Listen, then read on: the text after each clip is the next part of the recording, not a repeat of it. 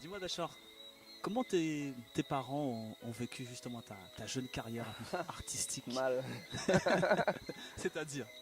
C'est-à-dire qu'en fait, je regardais beaucoup Archipel 4. C'était une chaîne de télé à l'époque. Il passait beaucoup de clips. Et il y avait un clip d'un chanteur de zouk, je ne sais même pas comment il s'appelle. Il n'était pas très connu d'ailleurs. Et un jour, mon père il a acheté une voiture et c'est lui qui était là. C'est lui qui vendait la voiture. Et je lui ai demandé je lui ai dit que j'aimerais chanter. Donc déjà mes parents m'ont regardé, qu'est-ce qui lui arrive, tu vois. Et il m'a dit commence à écrire et j'avais 11 ans. Il m'a dit commence à écrire et je viendrai, on ira en studio. Et aussi bizarre que ça puisse paraître, tu vois, je m'en souviens comme si c'était hier, dans ma tête je me suis dit bon, il ne reviendra pas, mais je vais écrire. Et j'ai commencé à écrire, j'écrivais des sons en français. Et après, justement pendant le collège, mes années collège, je m'amusais à clasher les gens, tu vois. Je m'amusais à clasher mes camarades de classe, surtout les filles. Mais c'était de l'amusement, tu vois, c'était mes potes, mais je les clashais. Et voilà en fait, ma matière elle est tombée sur des textes qui étaient un peu hardcore, tu vois. Ouais, c'est clair. Donc tu vois, ton fils il a 13 ans, il dit des insanités, donc elle déchirait, tout ça. Ah ouais, quand même. Ouais, c'était la guerre. Ah ouais. J'ai connu le boycott jeune, moi. Ah ouais. Et pour elle, je me concentrais pas sur l'école par rapport à ça, alors que je me concentrais pas sur l'école parce que... Ça t'intéressait pas tout simplement? Ouais. J'avais ma vision des choses, je lui disais de toute façon le plus important c'est d'être riche, donc si je suis riche j'ai réussi, hein, donc tu vois. Donc voilà, et ouais au début ils n'étaient pas pour. Après, comme je suis une personne qui sait ce qu'elle veut, je vais au bout des choses. Et voilà, ils pouvaient rien faire, tu vois.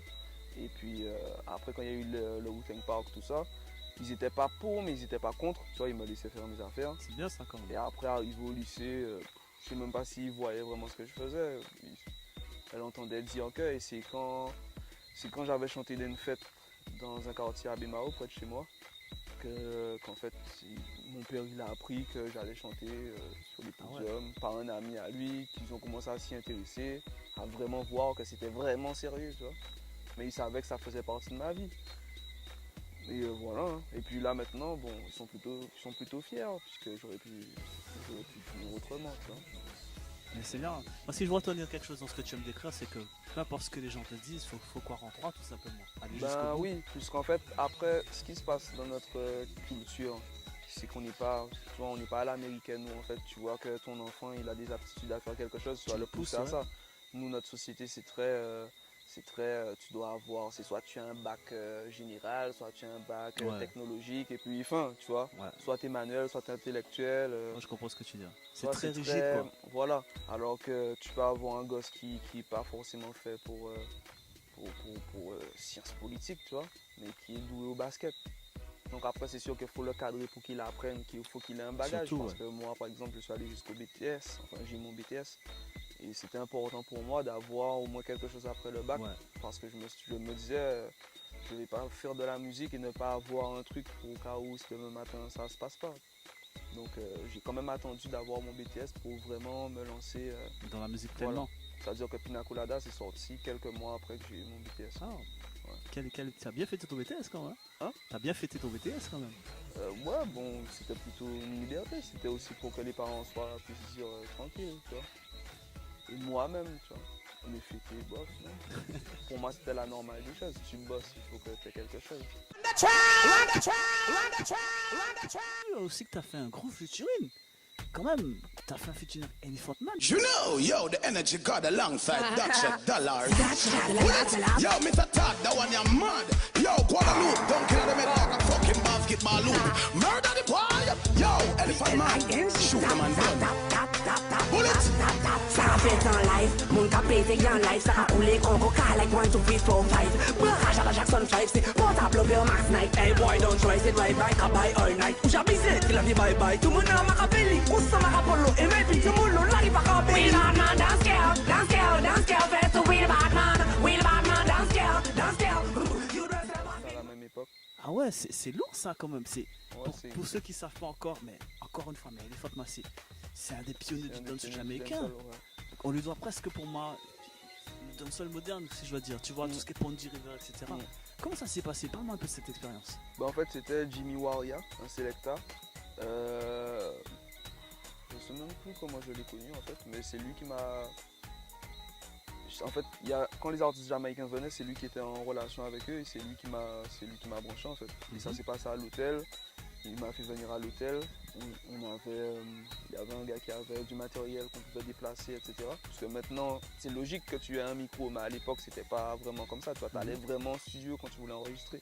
Et là, il y a un gars qui avait amené du matériel, Jésus d'ailleurs, c'est comme ça qu'on l'appelle. Ah ouais? Ouais. C'est pourquoi? Ouais. Il a amené du matériel et ça s'est fait, hein, tu vois, tranquille. Bah c'est bien. C'est un gars super cool, il est Frontman. Mais ça t'a pas impressionné quand même de... Bah en fait, moi, ce qui m'impressionnait, c'était pas forcément...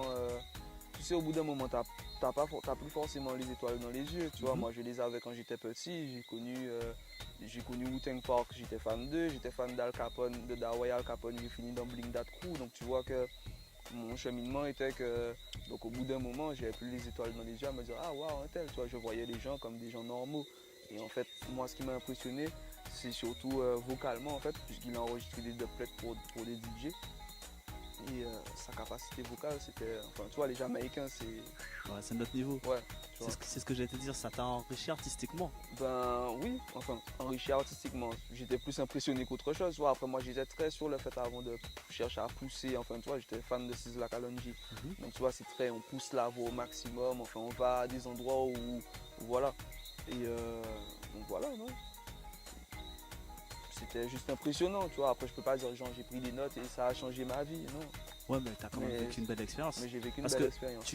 C'est pas comme si le gars fait un son et t'as enregistré derrière, tu t'as vraiment enregistré à côté de lui. Ouais, Après ça aussi, c'est impressionnant puisque tu voyais carrément la différence au mix, tu sais très bien qu'ils vont mettre ta voix au même niveau.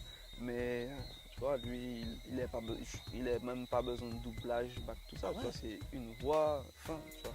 Maintenant, ça se fait. Mais avant, et maintenant, ça se fait parce que le matériel pour réaliser ça est différent, tu vois. Mais à l'époque, c'était pas comme ça. Ok. Donc voilà, c'était intéressant et impressionnant. Ok. Après, c'est pas des choses qui me reviennent en tête tous les jours, tu vois. Genre comme si j'ai un trophée, j'ai envie de faire ça. Ça s'est fait, tu vois. C'est quand même un beau parcours de ta vie. Je suis sûr et certain qu'il a déjà oublié ça, lui. Donc, je sais pas, peut-être. Peut-être qu'il faut...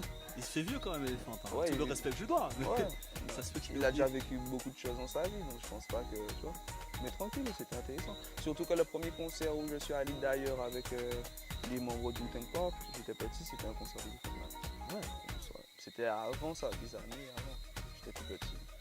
Et qu'est-ce que j'allais te dire mais si là, on proposait le featuring de tes rêves, parce que le featuring que tu n'oses même pas imaginer, ce serait qui? Vybz Kartel. Ah, ça va être un peu difficile. Et sinon, futur, mais bon, non, en fait, je ne me vois pas faire un son avec lui, mais je kiffe ce qu'il fait, futur. Mais sinon, c'est Vybz Kartel. Ouais.